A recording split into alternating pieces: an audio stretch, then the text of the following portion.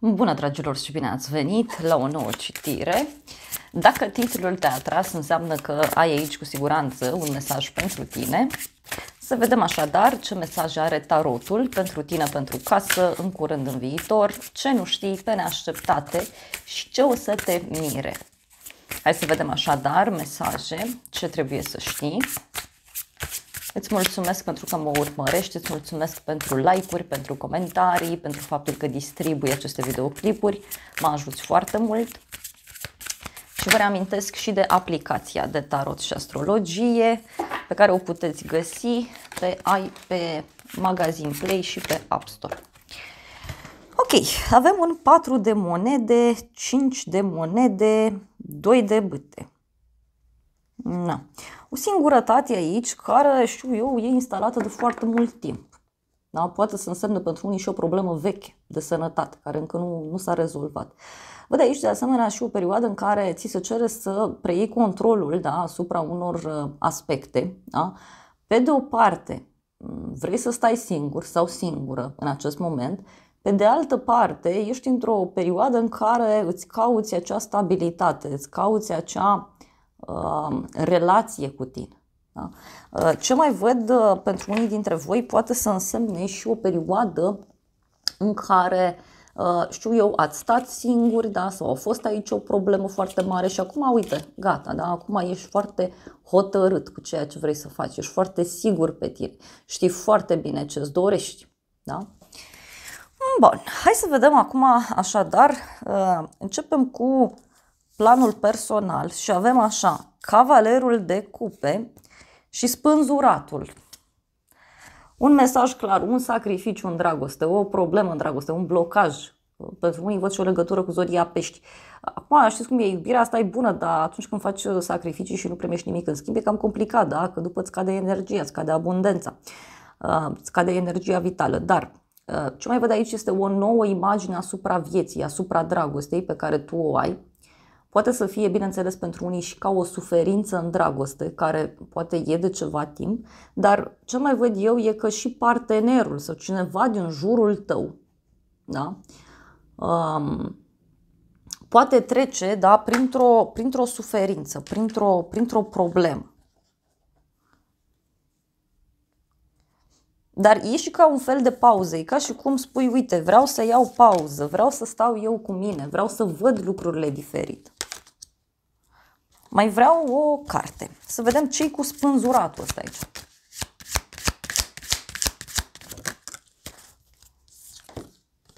Cavalerul de cupe, regele de bâte. O conexiune pentru unii și cu o zodie de foc. Văd leu, berbec, săgetător. E un personaj aici căruia îi place foarte mult să-și trăiască viața. Este o persoană care nu se poate stabili, da, cu o persoană, nu se poate stabiliza într-un loc, da, nu e o persoană alături de care să faci casă. E cam complicat cu regele de bâte să faci casă. Dar nu e imposibil. Pe de altă parte, discutăm despre energia unui om care are maturitatea de a acționa în general în viață, doar că din punct de vedere personal aici lucrurile nu stau chiar atât de bine. Avem așa, 9 de monede, soarele și regele de monede. Pentru unii mai simt o energie masculină, o energie de siguranță, dar pentru alții simt eu că acest om pe care eu l-am văzut aici, care nu e stabil, nu știe bine ce vrea, nu știe bine încotro se îndreaptă, poate să treacă printr-un fel de conștientizare. E ca și cum spune, uite, gata, până aici. De azi înainte mă fac om serios. Na, hai să vedem cavalerul de cupe. Asul de monede, regele de monede, asul de monede, exact cum spuneam. Deci e vorba despre poate o relație sau o abordare, da, a cuiva. Uite, dacă ești bărbat, poate e vorba despre tine. Dar poate ai abordat într-un mod greșit lucrurile. Și acum e ca și cum fie primești pedeapsă, da? Fie e un moment în care ceva nu funcționează. Pentru alții, oricum ar fi, văd foarte clar, mai ales, uite, dacă ești femeie, ai pe cineva în jurul tău care fie a zis, gata, de azi înainte mă fac om serios, fie să fie și un moment în care tu ai oprit, da, o asemenea energie în viața ta. Nu e neapărat o persoană rea, dar nici multă stabilitate nu văd. Pentru că, repet, e o perioadă aici în care zici, gata, vreau ceva concret, vreau ceva stabil. Alții poate aveți vreun prieten, cineva care are probleme. Ziceam de regele de monede și asul de monede, o legătură aici cu o zodie de pământ, Taur, Fecioară, Capricorn. În plan personal, văd clar un cadou pe care îl primești, o dovadă fizică pe care cineva ți-o oferă, o șansă. Poate să fie și o persoană serioasă care apare, da? O persoană care face tot ceea ce spune. E o persoană care vine cu dovezi concrete. Mai mult persoana asta oferă, face lucruri decât să spună. Pentru unii simt aici clar o energie nouă care apare. Fie persoana asta se schimbă peste noapte, fie este vorba despre altcineva care apare. Uite, și avem o rupere bruscă. Poate cineva care cumpără ceva. Na, pentru casa ta avem cavalerul de spade. Da, o perioadă în care poate e mai multă agitație în casa ta. Pot fi persoane impulsive, pot fi discuții în contradictoriu. Putem să discutăm și despre oameni mai tăioși la limbă, oameni hotărâți, dar pentru alții, uite, mai ales dacă e vorba de tine, ești într-o perioadă foarte, foarte hotărât sau hotărâtă. Poate ești într-un moment în care te gândești să și vindești ceva important, poate chiar, cine știe, legat de casa ta, legat de familia ta, legat de trecutul tău, pentru că e ca și cum tai ceva de la rădăcină. Hai să vedem cavalerul de spade. Ce vrea să spună? Da? Și cu agitația asta. Ei, avem un 8 de cupe. Păi, dragilor, este despre a lăsa ceva în urmă. Poate să fie o mutare bruscă, o separare bruscă, o despărțire bruscă, dar și un moment în care zici, gata, las deoparte tot ceea ce nu mă împlinește. Știi, acel moment când te apuci și faci o curățenie generală în casă și zici, gata, arunc tot gunoiul, tot ce e rupt, e stricat la gunoi, gata, facem curățenie, da? Să vină lucruri bune, să vină lucruri stabile, lucruri întregi. Poate să însemne și că ești agitat în legătură cu o schimbare. Mai vreau o carte. Cavalerul de spade. Împăratul. O conexiune, uite, cu zodia berbec aici.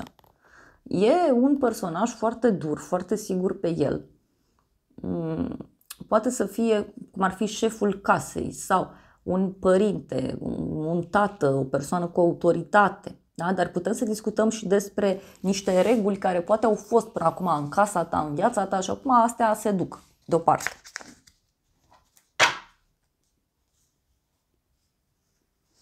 Uite, mai văd aici și o persoană ușor pusă la pământ. Da? Cineva care are niște probleme.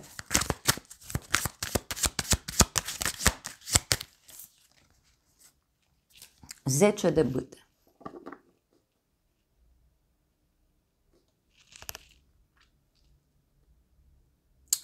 Putem să discutăm pentru unii dintre voi și despre o perioadă mai aglomerată în plan personal. Da? Totuși e o povară aici pe care cineva o duce în spate. În curând, pajul de spade, o persoană curioasă, o persoană care vrea să cunoască mai multe, vrea să știe mai multe despre tine. Tot pajul de spade poate să reprezintă pentru unii dintre voi și faptul că vreți să învățați ceva, să studiați ceva.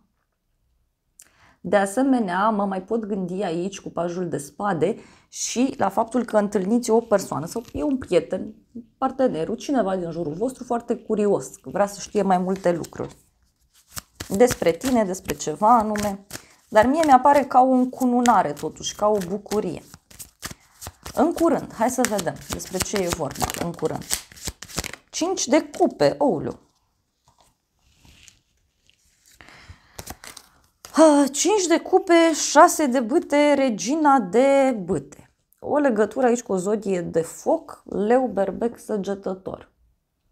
În curând, uite, poate să fie o persoană cu părere de rău, este o persoană supărată, tristă, în legătură cu o decizie oficială.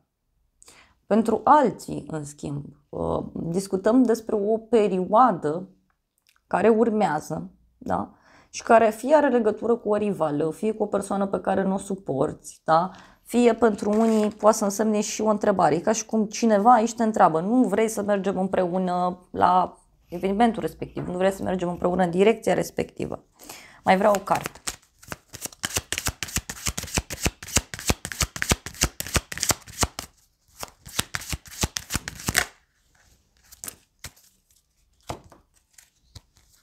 Pajul de monede, cavalerul de monede și regele de cupe. În curând, uite, o discuție pe care o ai cu cineva și care are legătură cumva și cu sfera financiară. E o persoană curioasă, aici, repet. Poate legată și de acte. În viitor, Marea Preoteasă, deci în viitor aici văd foarte multă putere din partea ta, niște secrete care ies la suprafață, o legătură pe care o ai cu o persoană care are foarte multă cunoaștere, este o persoană care știe multe, dar transmite puține, sau putem să discutăm și despre o persoană care e mai misterioasă, e mai secretoasă din fire. Ia să vedem noi în viitor.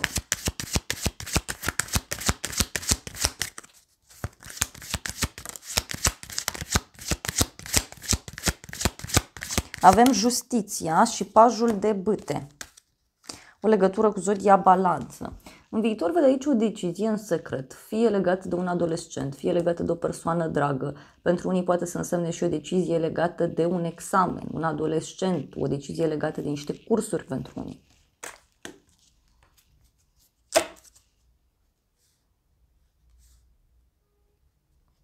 Dar pot fi și niște secrete, uite, că avem 7 de spade, 9 de spade, 6 de cupe, Marea Preoteasă, deci în viitor poate să fie și o persoană care nu mai răspunde la telefon sau o persoană care evită să comunice, cineva care e secretos, e misterios și văd eu aici că se vor afla niște lucruri destul de ciudate în viitor.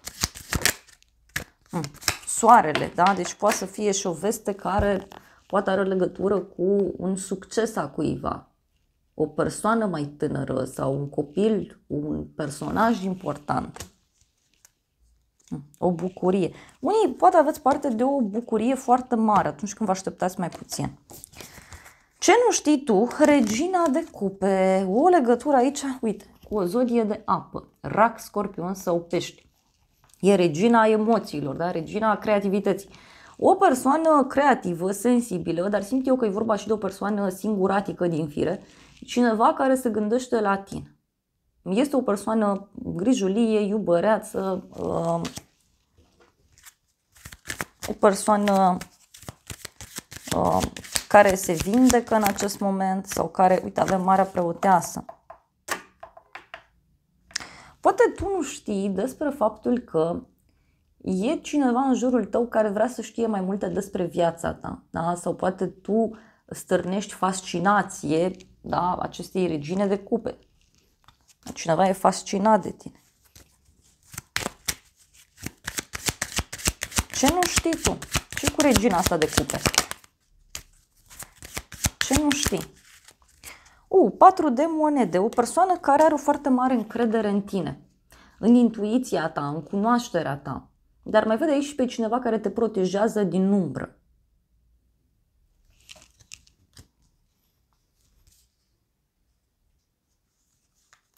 Șase de monede, împărăteasa, 2 de monede. Mai vreau. Ce nu știi tu?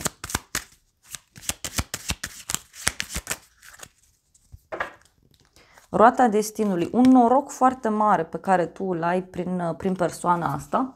Sau această femeie poate să treacă prin niște schimbări mari. Poate să fie și cineva din jurul tău care are niște planuri ascunse, tocmai pentru a reuși să facă, nu știu, ca lucrurile să funcționeze într-o anumită direcție. Mai vreau o carte.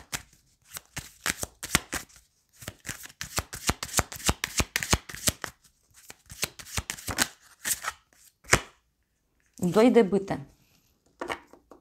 O persoană care se află în așteptare. Cineva care își face niște planuri pe termen lung. Mai poate să însemne și o persoană care te privește de la distanță. Regele de spade, o conexiune cu o zodie de aer, Gemeni, Balanță, Vărsător.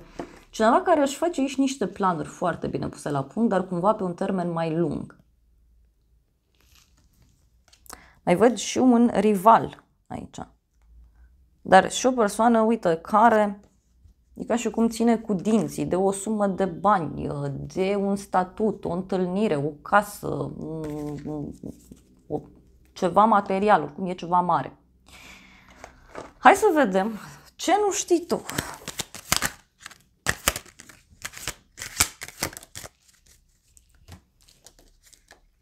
Un prieten cu veste și cu dragoste. Poate cineva din jurul tău care te admiră foarte mult și nu știe cum să-ți spună. Sau poate este un prieten, o prietenă care vrea să-ți facă o cunoștință cu cineva. Dar mai văd aici o persoană fidelă, o persoană cu sufletul deschis, o persoană sinceră.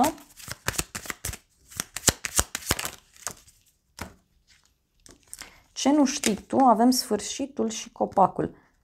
Poate tu nu știi aici despre faptul că cineva trece printr-un sfârșit, da? Printr-o închidere. Dar e o închidere sănătoasă. Cumva lucrurile așa rămân.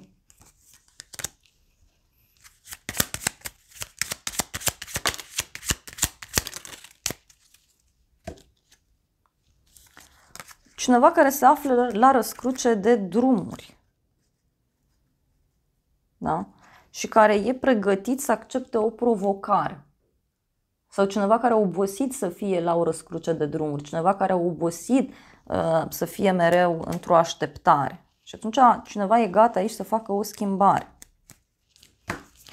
Pe neașteptate, 9 de spade. Pe neașteptate, un eveniment care îți dă foarte mult de gândit. Sau pe neașteptate, intri în contact cu o persoană care e foarte stresată. Își face foarte multe gânduri. Ia să vedem despre ce e vorba în curând. Ce-i cu 9 de spade? Sau un stres. 9 de bâte, asul de spade în curând. E ca și cum cineva aici e în criză de timp.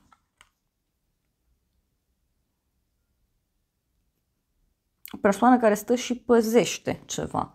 Dar poate să însemne și o decizie importantă.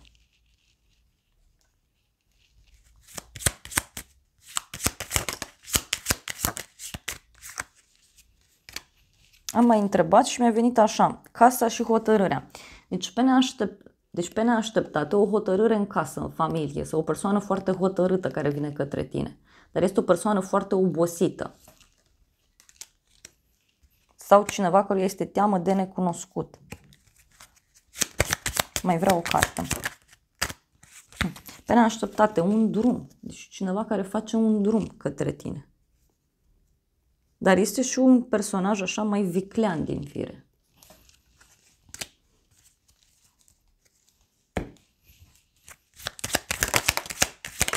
Pe neașteptate, uite, pentru unii e ceva legat și de o femeie, o hotărâre și cadoul. Deci o hotărâre surpriză a cuiva. Poate să fie și vorba despre tine, dar poate să fie un moment în care zici, gata, prea multe gânduri, prea mult stres, punct, până aici. Ei, da, uite, pentru unii e ceva legat și de niște minciuni. Poate cineva e traumatizat de niște minciuni pe care le-a spus.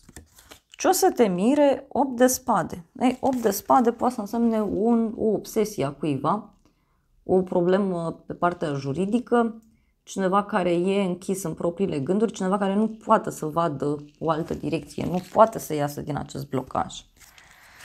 Hai să vedem ce o să te mire. O persoană stresată în legătură cu o împăcare, în legătură cu o vindecare, în legătură cu o revedere, sau poate să fie cineva stresat care încearcă aici pe cât posibil să se împartă între două direcții, două persoane, două situații diferite. Mai vreau o carte. Ce o să te mire? Judecata și 9 de monede. Ce o să te mire aici? Uite, o sumă de bani care vine către tine. Poate să fie și un nou început din punct de vedere financiar, dar și un moment în care e posibil să ai curajul necesar să ieși, da, din această poveste care pur și simplu îți dă foarte multe bătăi de cap. Pentru unii e ca și cum gândiți prea mult sau aveți o gândire mult prea profundă. Vă faceți tot felul de gânduri pentru nimic.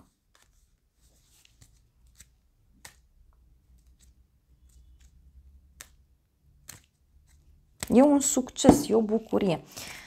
Hai să vedem ce o să te mire.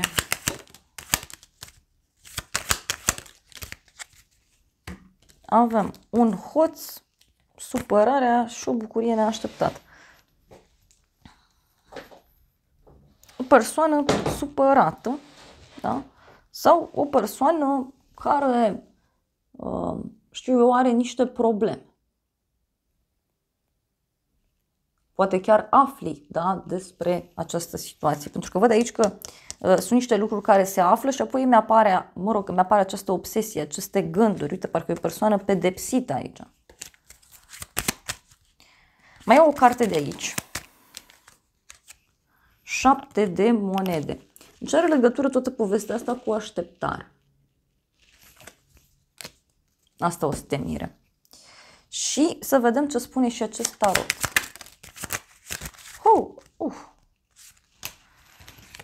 Ok. Ce o să te mire? Stai că au ieșit mai multe cărți. Un bărbat, da? Care văd aici că vrea o prietenie serioasă, vrea o relație serioasă, dar doar că aici avem și șarpele. Deci poate e cineva care are niște tentații foarte mari, poate să fie și un flirt pe care cineva îl are. Pentru alții poate să însemne și niște minciuni, așa cum am zis. E ca și cum cineva ți-a zis, nu, sunt doar prieten cu persoana respectivă. Dar de fapt nu e așa. Mai vreau o carte. Ce o să te mire?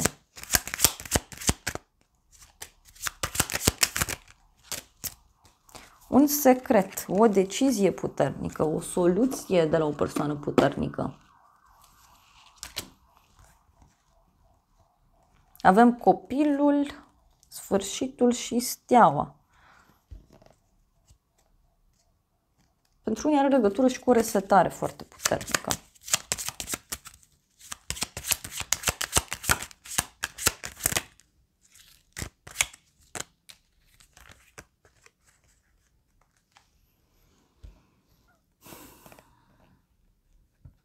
Dar văd aici că are legătură și cu o situație confuză, parcă e o problemă legată de încredere sau o problemă legată chiar de bani. Că uite, în urma acestei vești se clarifică ceva. Mai vreau o carte din acesta. Ce o să te mire aici sunt niște vești care vin, da? Și au legătură cu niște minciuni destul de mari, care pot fi acum revelate.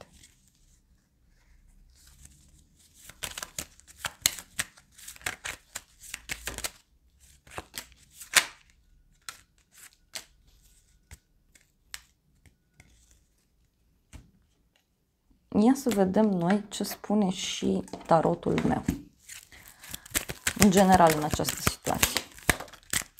Avem așa, cineva care vrea să te revadă, îți dă niște vești bune. E ca și cum mai întâi te laudă, îți spune cuvinte frumoase și apoi, uite, îți dă o veste mai puțin plăcută. Bun, o veste rea. Ce-i cu vestea rea? Pentru unii, uite, are legătură cu o persoană mai matură. Hai să vedem, ce-i cu vestea mai puțin plăcută?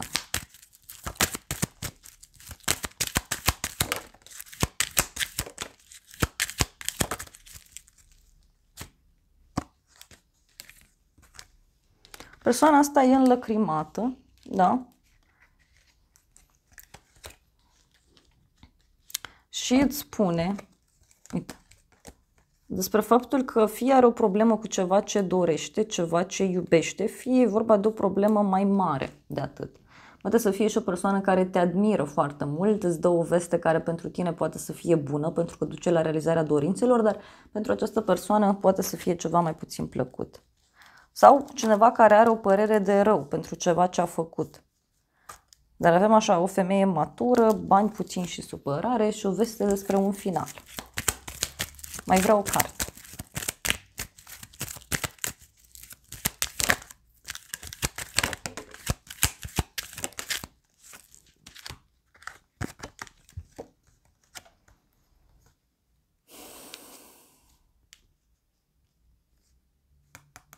Poate e cineva care vine și îți povestește despre niște probleme pe care le are. Pentru că totuși eu văd aici pentru tine și o veste norocoasă.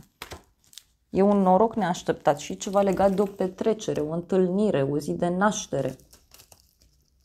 Da? Doar că, repet, e un personaj aici mai complicat. Un ultim mesaj iau de la acest oracol. Avem justiție, documente, relocare, casă. Deci v-am zis, pentru unii parcă mi apare, parcă vă mutați, plecați sau renovați ceva în casă. Și uite, avem alegere, indecizie. O persoană indecisă. Sau poate tu ai de ales, da? Nu știu, cauți casa perfectă și găsești două și trebuie să te decizi. Da?